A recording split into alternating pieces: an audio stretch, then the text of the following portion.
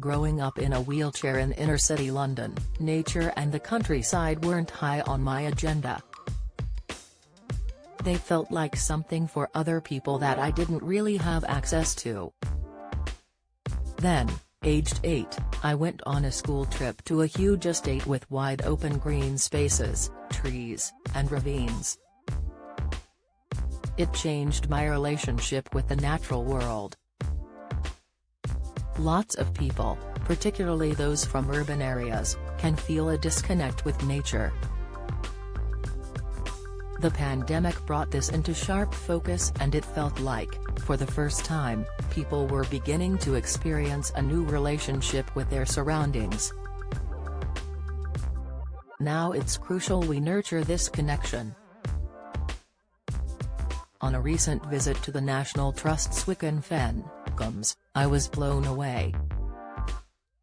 It's our oldest nature reserve, home to more than 9,000 species, and offers a reminder that some of the most stunning natural landscapes are on our doorstep. Physical access to the outdoors is very important to me.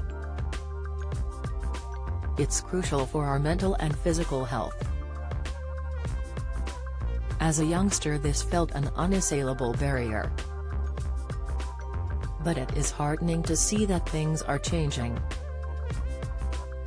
Trapper mobility scooters at National Trust locations, boardwalks and accessible trails are great to see. Free National Trust Family Pass, don't miss the perfect spring family day out worth £26 with spring in the air. What better way to enjoy time with the family than with a trip to a National Trust property for free? With this amazing offer, up to 2 adults and up to 3 children, or 1 adult and 4 children, can enter a National Trust site for free in England, Wales, and NE. Worth over £26, it gives you access to a choice of amazing days out on your doorstep and beyond. Discover incredible properties, rich history, or stunning landscapes around the UK with this reader offer.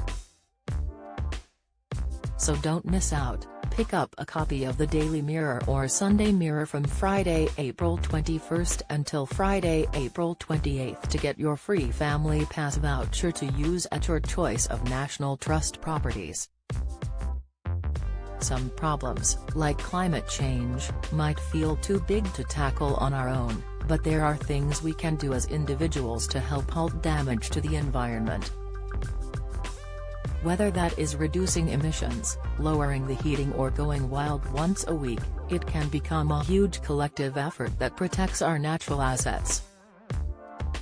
We have planted grasses in our garden and added a living roof, which brings butterflies, bees and birds.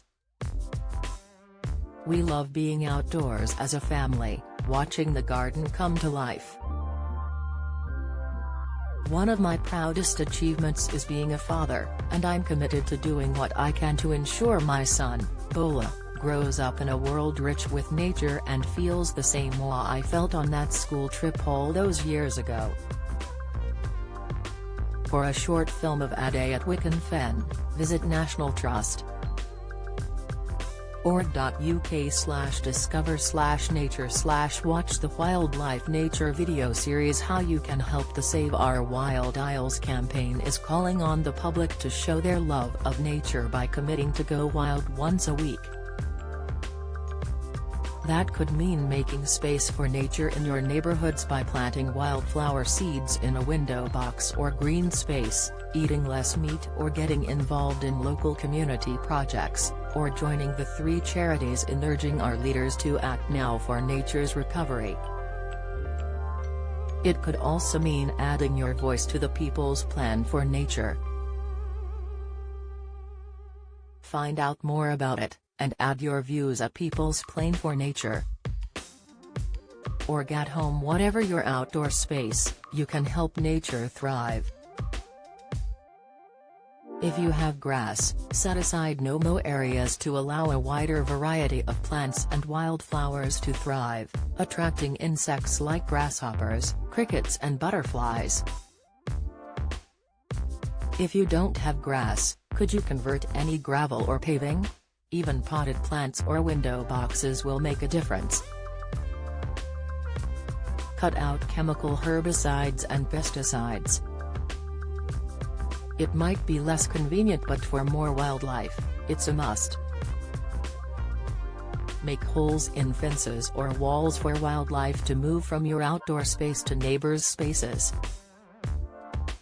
Share what you're doing with the people next door so they can get involved, too. If you're limited on space, how using fences or brick walls for planters and nesting boxes to give nature a home.